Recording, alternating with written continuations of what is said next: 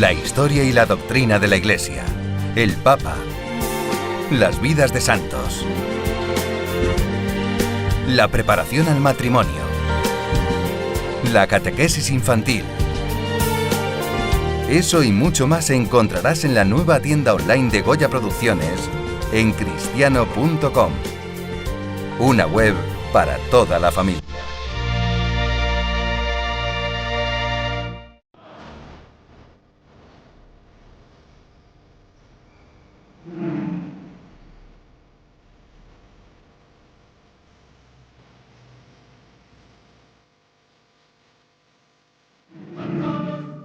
El interés intelectual en conocer el tema demoníaco es un interés lógico y razonable.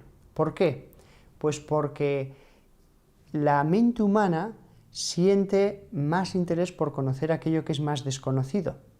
Es decir, si vamos viendo vacas, pues al cabo de un tiempo nos acostumbramos y ya no hace eso ningún efecto. Pero si un buen día aparece un aborto de una vaca con 2 cabezas, ese parto atrae enseguida la curiosidad de todo el mundo y todo el mundo quiere ir a verlo. La gente puede ver un prado con las vacas, con todas las cosas bien, pero eso es menos interesante para la mente humana que ver ese monstruo. ¿Por qué? Porque es algo inusual. Pues lo mismo sucede con el tema demoníaco. El tema demoníaco es mucho menos interesante que el tema de los ángeles o que el tema de los fenómenos místicos, la santidad, los santos, la Virgen María, mucho menos interesante, pero es más extraordinario. Y en ese sentido, la mente humana tiende a tratar de conocer aquello que es menos usual. Las cosas, aunque sean mejores en sí mismas, a base de repetirse, causan menos interés a la potencia cognoscitiva, a la curiosidad de nuestra inteligencia, que las cosas más inusuales y extraordinarias, aunque en sí mismas sean de menos valor. Es indudable que el conocimiento de una persona que se dedica a la caridad, a los pobres, es mucho más valioso, vale más, pero la gente siempre tiene más interés por hojear un periódico donde salen casos de asesinatos, casos de ese tipo, porque son más inusuales que el bien, que es algo más ordinario. El bien nos rodea y el bien es algo usual. Entonces el mal, y cuanto más extraordinario sea más, el mal ejerce esa atracción hasta cierto punto lógica y natural. El Tratado de Demonología Daemoniacum lo que más aporta es su estudio psiquiátrico, el análisis diferencial entre distintas enfermedades y lo que es la posesión. Ese capítulo será extraordinariamente valioso para los psiquiatras, que podrán escuchar de un modo científico, explicar cuál es la diferencia esencial entre una enfermedad y una posesión. Después también es interesante el ensayo final sobre el mal, un ensayo sobre lo que es el mal en abstracto, en sí mismo. Eso también es una cosa novedosa. Y por último, yo diría que el libro también lo que trae es una demonología muy desarrollada. Hasta ahora la gran demonología la había construido Santo Tomás de Aquino, y después de Santo Tomás de Aquino en la Edad Media, lo demás había sido simplemente repetir lo mismo y añadir prácticamente nada más. La demonología que aparece allí es esa demonología, pero completada con todo lo que hemos descubierto a base de tantísimos exorcismos. Los exorcismos nos han dado un conocimiento acerca de los demonios. Santo Tomás de Aquino, en una época tan cristiana, tenía muchos menos casos de exorcismo que en un occidente paganizado como estamos ahora. Entonces, el que ahora haya habido tantos exorcismos y que nos hayamos podido poner en contacto, las personas que los hemos realizado, ha hecho que se haya acumulado un gran acervo de conocimientos sueltos, en personas que una está en Nueva York, otra está en Londres, otra está en Roma, en todas partes. El libro lo que hace es reunir todos esos conocimientos y reorganizarlos de un modo teológico. Eso es lo que aporta el libro. Lo primero de todo que debemos saber es qué es un demonio. Cuando estamos hablando de un demonio, ¿de qué estamos hablando? Pues el demonio es un espíritu. La palabra espíritu es la que usa la Sagrada Escritura en el Nuevo Testamento para designar esas realidades no materiales de seres personales, libres, que Dios creó y a los que impuso una prueba. Espíritu viene de la palabra latina spiritus, que significa hálito, soplo, aliento. Esto es un espíritu. Pues el Nuevo Testamento nos dice que ese gran espíritu infinito que es Dios, crea a su vez muchos espíritus a los que puso una prueba. ¿Y esa prueba por qué? Pues les puso esa prueba porque tenía que darles un grado de gloria. Y en ese grado de gloria no puede ser infinito, tiene que ser siempre limitado. Y entonces Dios, con una gran sabiduría, determinó que cada ser fuera el que determinara el grado de gloria que tendría. ¿Y cómo se determinaría? A través de una prueba. Como los seres humanos, en realidad, según la nobleza, la bondad, todas las virtudes que pone cada ser humano en la prueba, así es el premio. Pues lo mismo sucedió con los espíritus, les puso una prueba y según respondiera cada uno a esa prueba, ese sería el grado de gloria que recibiría cada espíritu. Lo que pasa es que en esa prueba unos espíritus se rebelaron y algunos se rebelaron de un modo irreversible y llegaron a odiar a Dios. Esos son los que hoy día llamamos demonios. Pero de las manos de Dios nada salió malo. Todas las naturalezas angélicas eran buenas. Y fueron ellos mismos los que en la prueba optaron por la desobediencia. Eso es un demonio, un espíritu rebelde a Dios y que le odia y que ya nunca jamás podrá ver el rostro de Dios, su esencia. La actividad del demonio se puede reducir en dos grandes campos, la actividad más normal y la que ya es inusual. La más normal es la tentación. Casi toda la acción del demonio se reduce a tentar. Y la tentación consiste en que un demonio se acerca a la persona y le tienta, le sugiere el que haga el mal. Se lo sugiere a través de especies inteligibles. Es decir, uno no oye ninguna palabra, no oye ninguna voz, pero le viene como un pensamiento.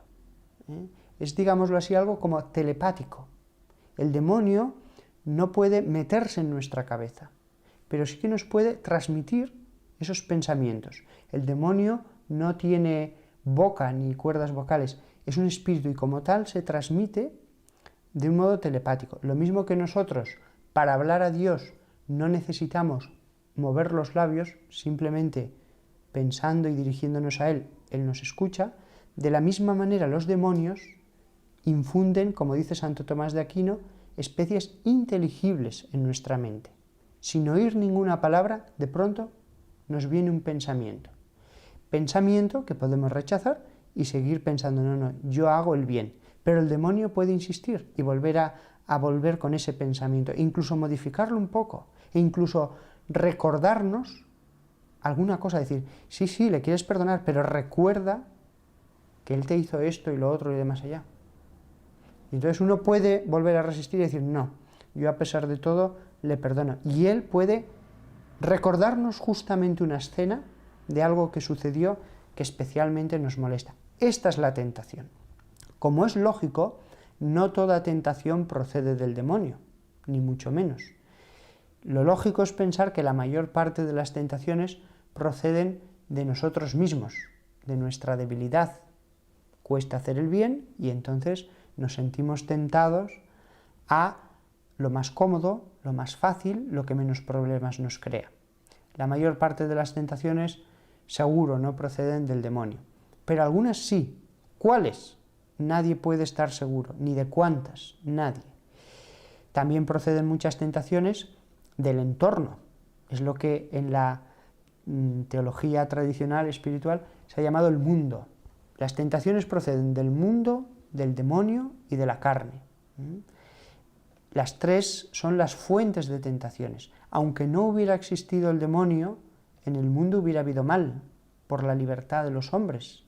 Con lo cual es cierto que el primer pecado grave procede de la tentación del demonio, pero hubiera habido pecado igualmente en la historia de la humanidad sin demonio, porque nos bastamos a nosotros mismos para hacer el mal. De hecho, el diablo no tuvo quien le tentara, Lucifer, y al final se convirtió en diablo. Después, la actividad más extraordinaria del demonio son las posesiones. Eso es muy inusual. Realmente las posesiones son tan raras que es casi como si no existieran. Como si no existieran. Hay tan pocas, pero las hay. Y cuando uno se encuentra con un auténtico caso de posesión, no hay ninguna duda. Es un caso de posesión. Y eso se ve pues en que el poseso habla lenguas extrañas, se le puede hacer cualquier pregunta en cualquier idioma y lo entiende, aunque sean lenguas muertas. Incluso conoce cosas ocultas, se sabe la Biblia de memoria. Yo he probado a decirle a un demonio, Vigesimum secundum salmum dic, y aquella chica universitaria, jovencita, comenzó a decirlo. Yo le había preguntado, di el Salmo 22, y se lo sabía. Y ha habido ocasiones en que yo voy leyendo un texto y le digo, en el nombre de Jesús, repítelo, y voy leyendo y lo repite, voy leyendo y lo repite, se resiste a repetirlo, pero en el nombre de Jesús se le obliga a hacerlo. Y en algún momento que voy leyendo, repitiendo, el poseso se ha adelantado a lo que yo estaba leyendo. Y después la fuerza. La fuerza normalmente no suele ser extraordinaria. Es una fuerza ordinaria, muy grande, pero ordinaria. Pero en algún caso extraño llega a ser extraordinaria. Yo sé de un caso, me lo contaba un arcipreste de Zaragoza que estuvo en Guatemala, que tenía un chico no muy alto, pues a dos personas sujetándoles, y en un momento dado levantó a las dos en vilo, con los pies colgando en el suelo.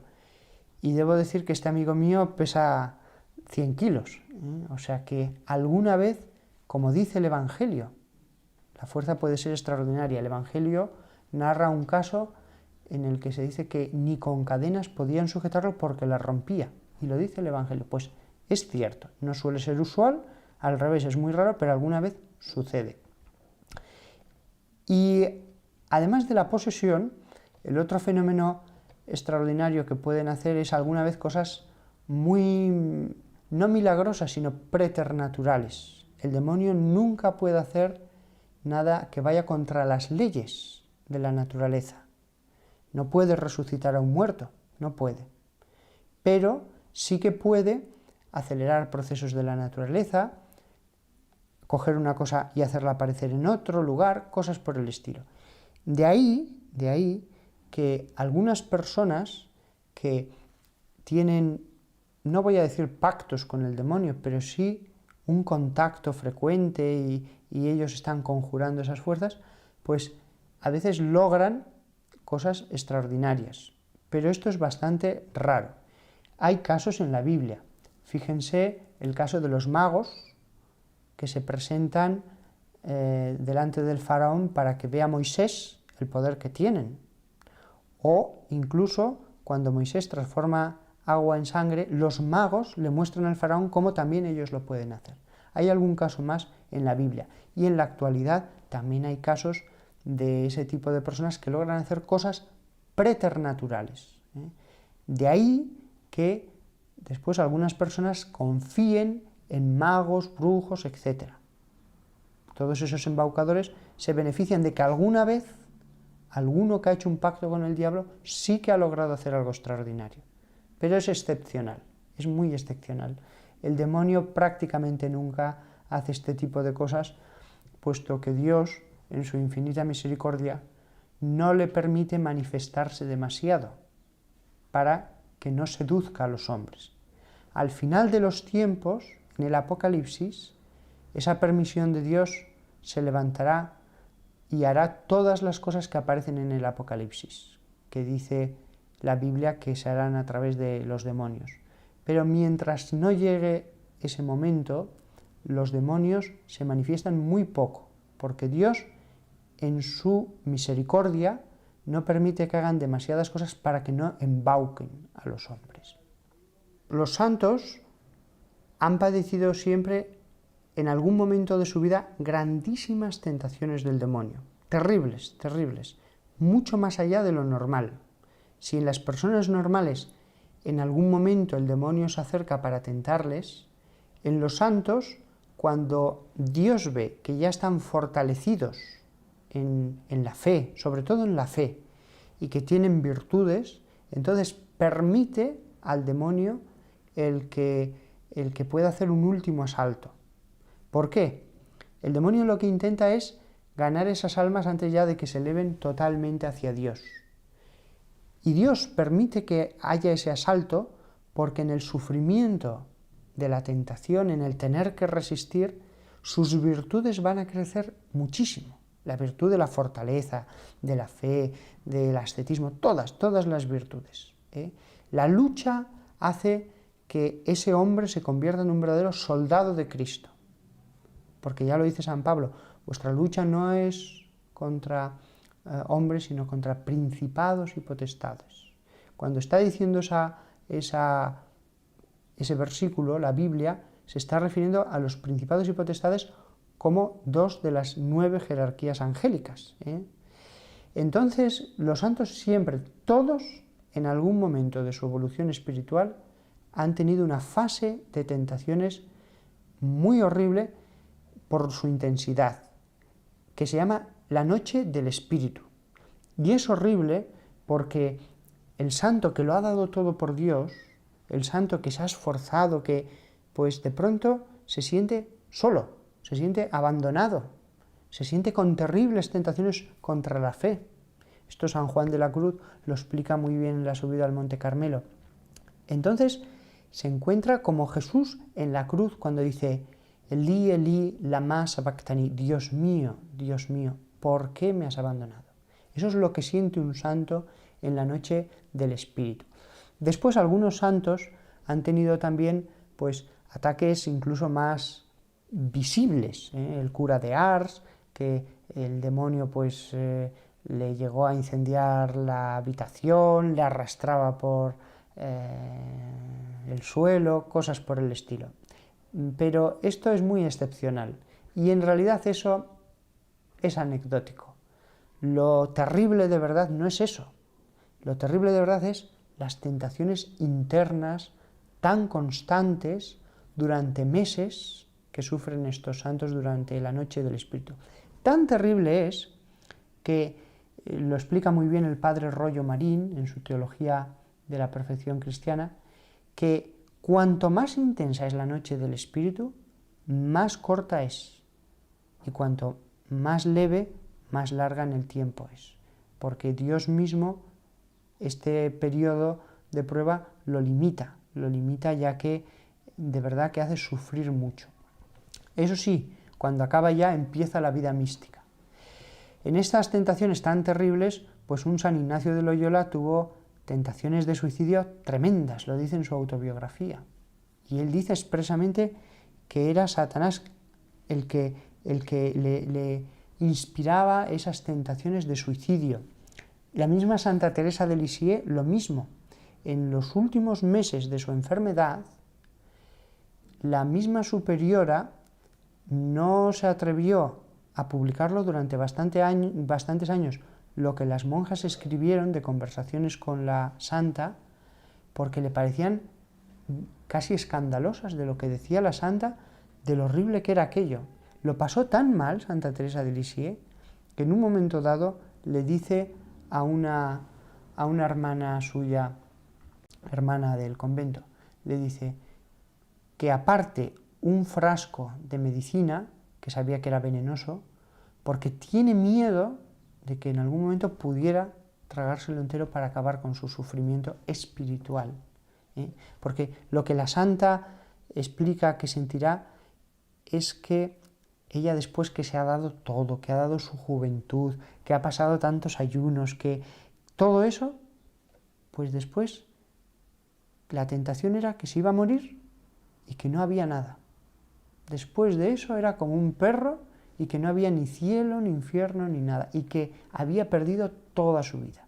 Esto el demonio se lo estuvo martillando en la cabeza meses enteros, continuamente. Y es un asunto que es muy explicado en las ediciones últimas que hay de Historia de un alma. No así en las primeras, en que todo este asunto prefirieron dejarlo de lado porque les parecía escandaloso que un santo sufriera esas tentaciones, como si un santo ya estuviera por encima de eso. Y es un error, es un error. Un santo puede sufrir muchísimo, es lo que decía Chesterton. Yo puedo evitar cualquier cosa, menos la tentación. La tentación no nos rebaja, no es denigrante para nosotros. Uno puede ser el hombre más espiritual del mundo y más ascético, y sin embargo tener las tentaciones sexuales más espantosas. Santa Catalina de Siena, por ejemplo. El demonio le infundía todo tipo de imágenes de hombres cometiendo los más execrables actos sexuales. Y no se le iba de la cabeza. Eso lo cuenta muy bien Unset en su biografía de la santa. La misma Santa Teresa, la misma Teresa de Calcuta, pasó una fase de tentaciones espantosa, como ahora se ha conocido en el proceso de beatificación. Y todos los santos, antes o después, han pasado por esta fase. La primera que lo explica maravillosamente bien es Santa Teresa de Jesús, y el que profundiza de un modo teológico inigualable es San Juan de la Cruz. El santo que quiera saber cómo debe actuar en esta situación, que lea la subida al Monte Carmelo. Y lo único que se puede hacer es resistir.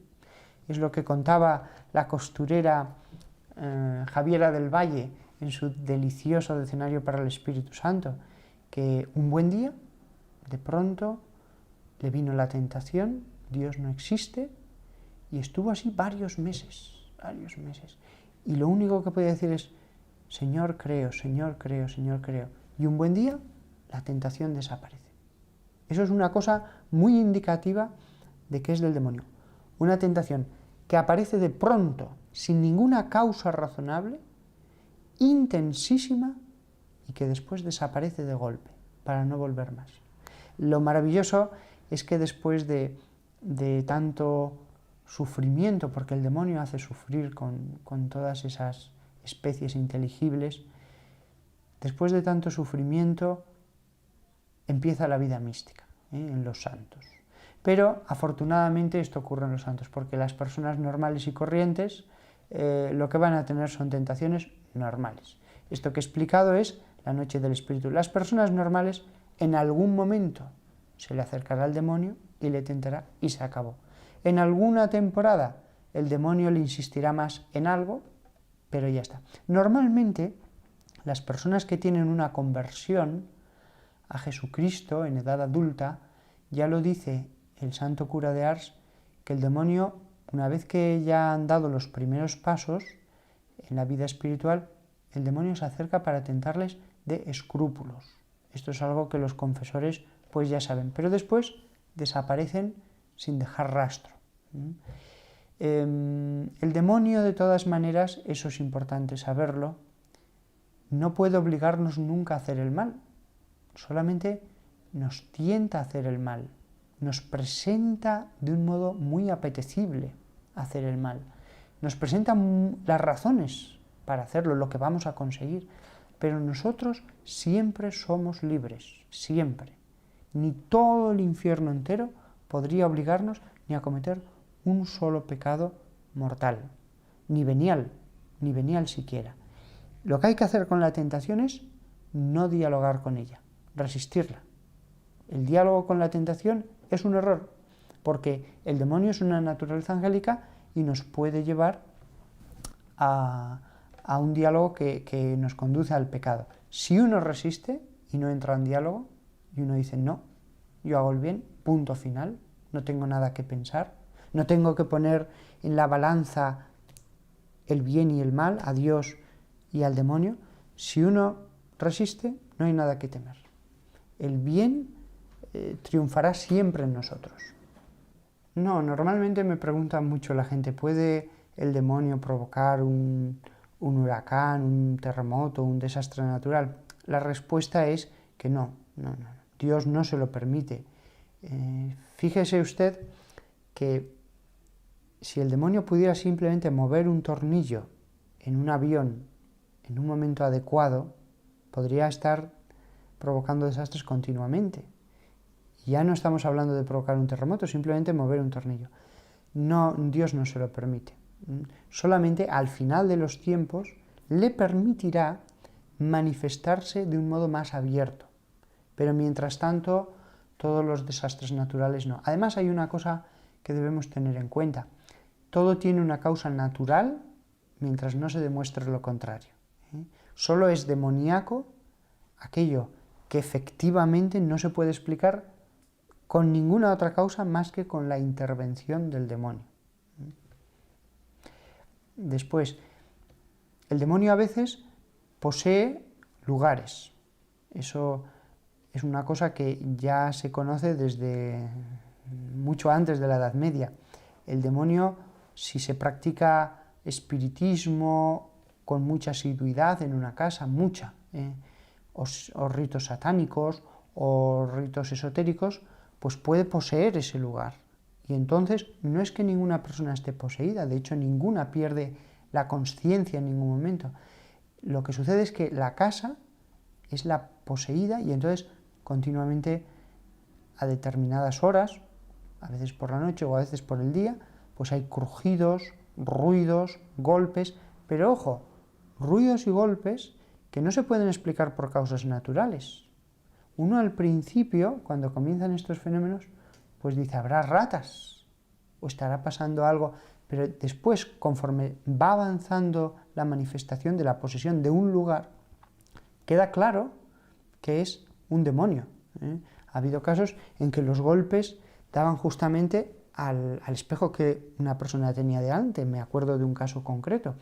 Y claro, cuando el espejo se está moviendo como si alguien le estuviera dando golpes y uno está solo, pues uno dice, realmente aquí está pasando algo. O se mueven las cosas, o se abre y se cierra la puerta sola de una habitación, o los cajones, pues todo ese tipo de cosas ya se ve que no se debe a causas naturales. Entonces, además estamos seguros de que no se tratan de poderes de la mente porque si un sacerdote hace el rito que la Iglesia tiene determinado para eso, y que aparece en el ritual de exorcismos, incluso en el nuevo, pues desaparecen esos fenómenos. Desaparecen totalmente. Con lo cual, vemos con claridad que su causa era demoníaca, puesto que una oración la ha obligado a salir. He conocido algún caso que no hay duda alguna, que fue hacer espiritismo y producirse una enfermedad que los médicos nos explican y que efectivamente orando la persona entra en trance. Pero no es posesión, simplemente es ese espíritu que le produce esa enfermedad. Pues allí sí, allí vemos claramente que hay una relación causa-efecto y que con oraciones desaparece ese efecto que estaba llevando a la enfermedad. Pero realmente la relación entre enfermedad y demonio es muy difícil de probar. En algún caso concreto, rarísimo, ha quedado probada sin ninguna duda. Pero es muy difícil de probar y además casi ninguna enfermedad está producida por el demonio. Insisto en que para que pensemos que una enfermedad tiene una causa demoníaca, ha de verse muy clara la relación causa-efecto. Si uno hace una cosa esotérica, un rito vudú, macumba, etc., y es verdad, automáticamente aparece la enfermedad y efectivamente mucho más si no se cura con nada, si los médicos no se la explican, y con una oración desaparece todo eso, pues allí vemos claramente como estamos hablando de un fenómeno demoníaco, en su causa, en su desarrollo y en su final. Pero esto que le acabo de decir, en muy pocos casos, se puede demostrar con absoluta seguridad. Y además, la inmensa mayoría de las enfermedades tienen solamente causas naturales, de eso no hay ninguna duda. Todos los exorcistas del mundo están de acuerdo en que los casos de posesión pues se producen por unas causas que son el espiritismo practicado con asiduidad. Es raro que con una sola vez se produzca posesión, aunque hay casos. Normalmente es solo si se realiza durante meses con mucha frecuencia. Después, todos, por supuesto, los ritos satánicos. Los ritos satánicos es el modo más rápido e infalible para quedar poseso, si uno participa en ellos. Después están los ritos de vudú, macumba, está también la santería afrocubana. Eso es muy peligroso, ¿eh? El que se meta en eso también corre un gravísimo riesgo. Determinados ritos de la New Age, solamente aquellos ritos en que se invocan a espíritus o energías a que vengan sobre uno. Eso es muy peligroso. También ha habido casos de posesión por ese tipo de cosas, aunque en ningún momento están pensando ellos que están invocando a demonios, en ningún momento. Su voluntad es invocar a espíritus guías y otro tipo de energías, de fuerzas, pero los ritos que hacen determinados grupos de la New Age, no todos, por supuesto, son ritos que pueden producir la posesión, ¿eh? Y fundamentalmente estas son las cosas que pueden, aquí en Occidente, de un modo más usual, provocar la posesión. Ya después, en determinadas culturas, pues hay que ver, hay chamanes en el África Negra, que es el típico brujo de la tribu, pues que invoca los espíritus de los antepasados para que se manifiesten a través de él y que hablen a través de su boca, pues ahí se puede producir la posesión. O en la época de la antigüedad clásica, determinadas sacerdotisas en lugares donde había oráculos, pues que invocaban a la divinidad, sea el dios Apolo, sea otro, pues lo mismo a que les poseyera y hablara a través de ellas. En general, cualquier cosa que sea invocar a seres espirituales para conseguir algo mágico, conjurándoles a producir un efecto material o una comunicación, todo eso crea un grave riesgo de posesión. El rock satánico no produce posesión. Se ha dicho que a veces por escucharlo, que a veces por los mensajes que puede haber ocultos, mensajes grabados al revés. No. El rock satánico, si produce un efecto negativo, es por las letras que tienen un mensaje malo.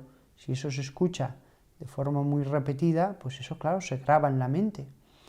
Pero un mensaje que está dicho al revés, pues no lo entiende el cerebro, no lo capta. Un mensaje es un signo, pero si está dicho al revés, no se capta el significante, con lo cual no produce ningún efecto. En ese aspecto,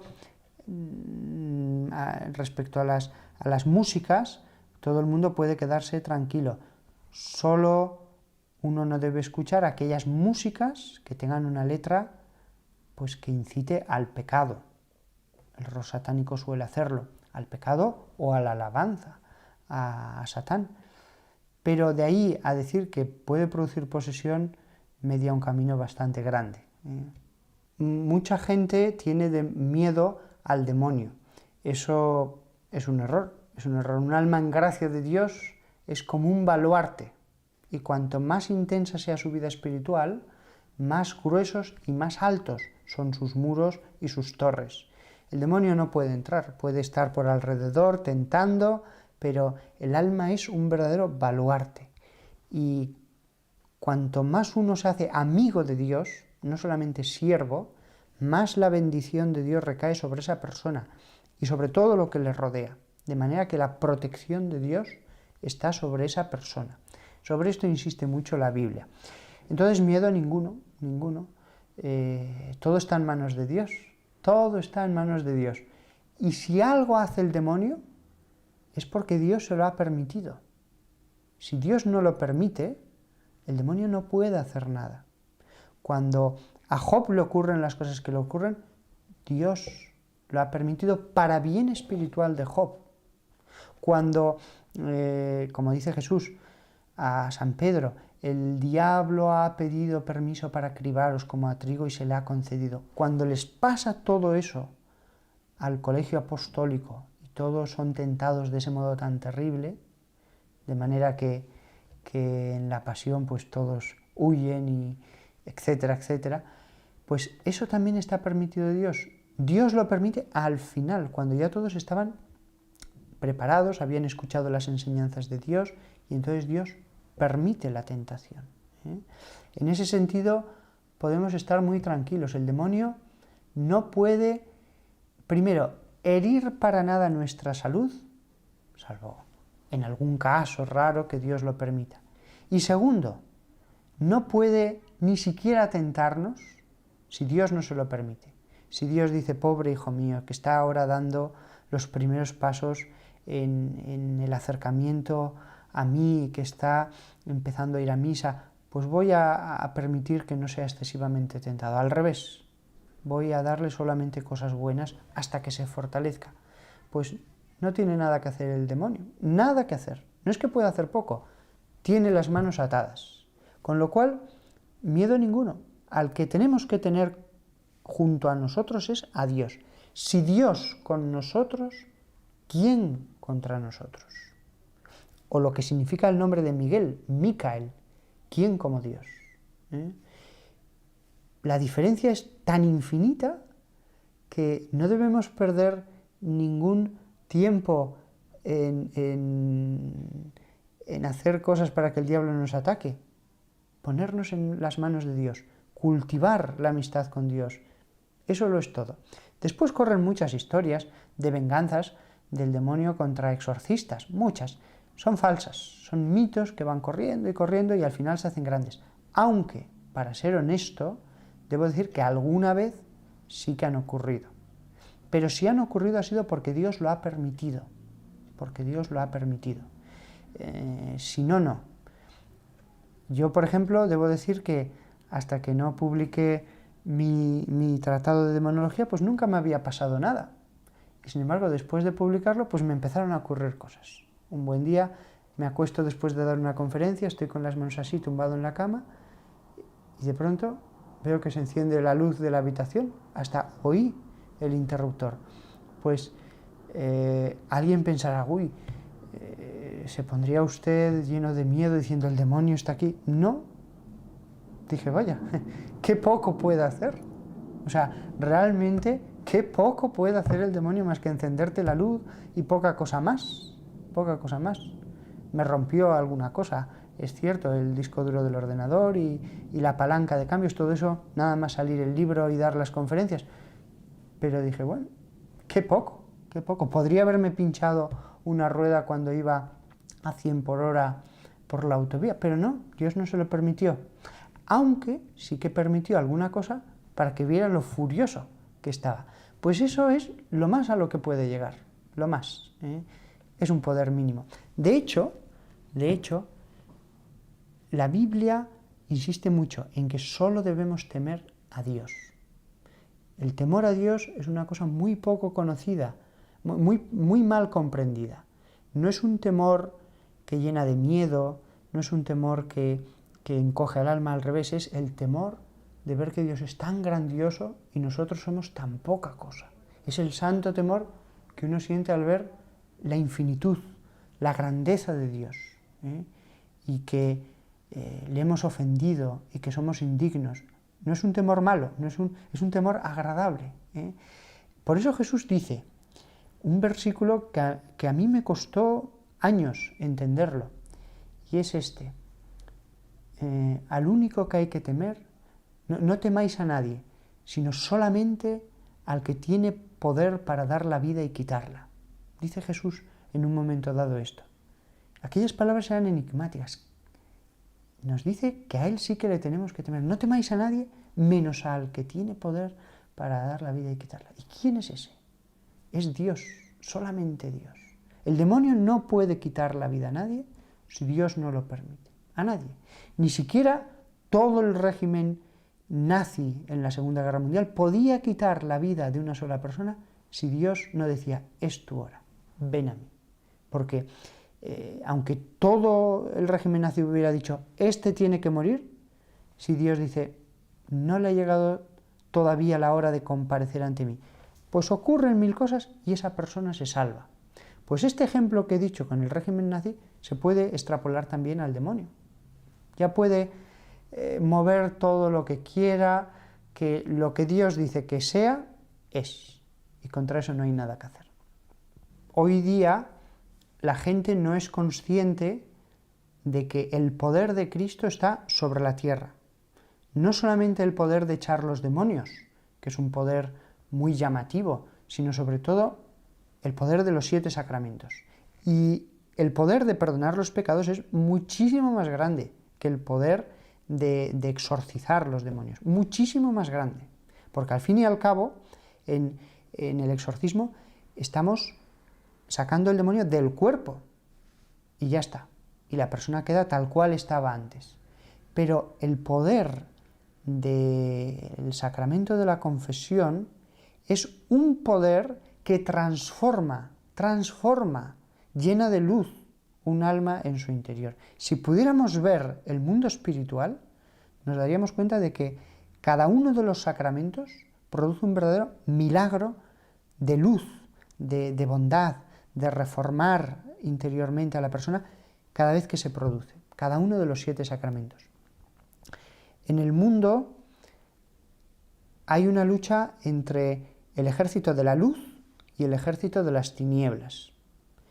En el ejército de la luz están todas aquellas personas de buena voluntad, aunque no crean pertenecer a ningún grupo, pero todos los que tratan de hacer el bien, todos los que tratan de seguir los mandamientos de Dios, todos los que tratan de hacer el bien en definitiva, según su entendimiento, están en ese ejército de la luz.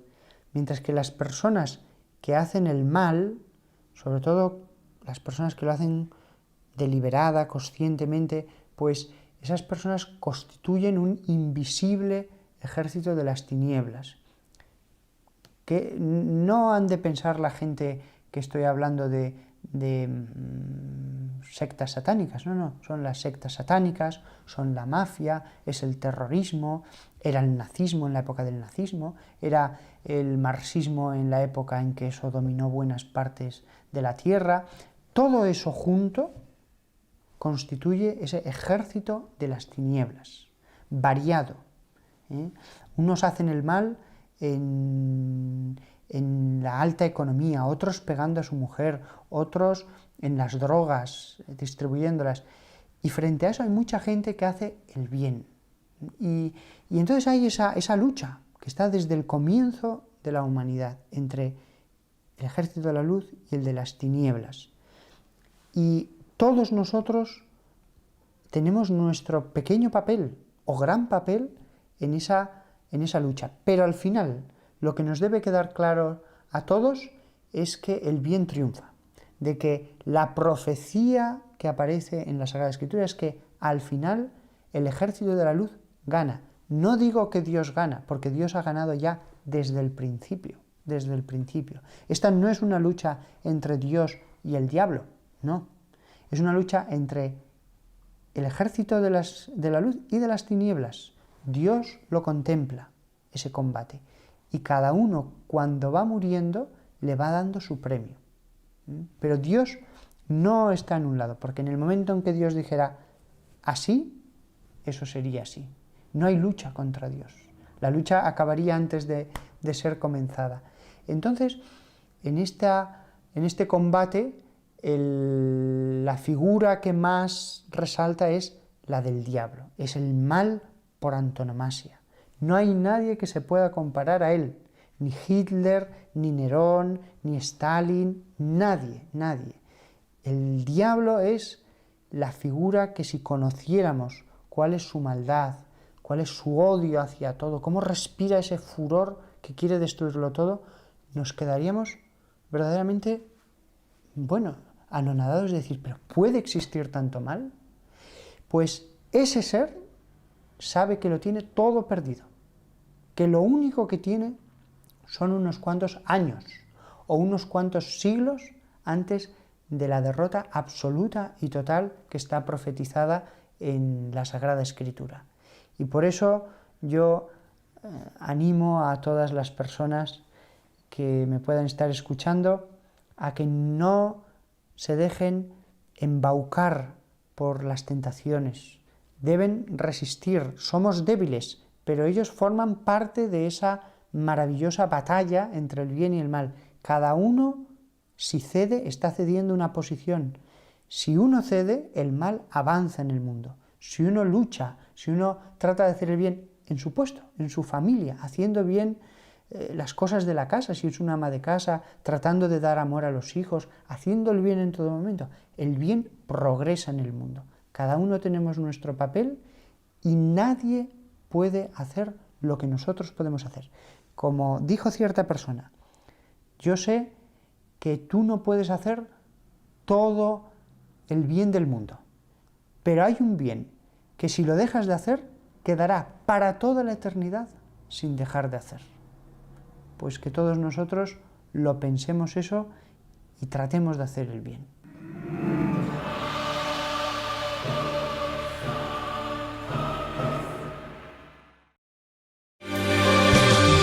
La historia y la doctrina de la Iglesia, el Papa, las vidas de santos,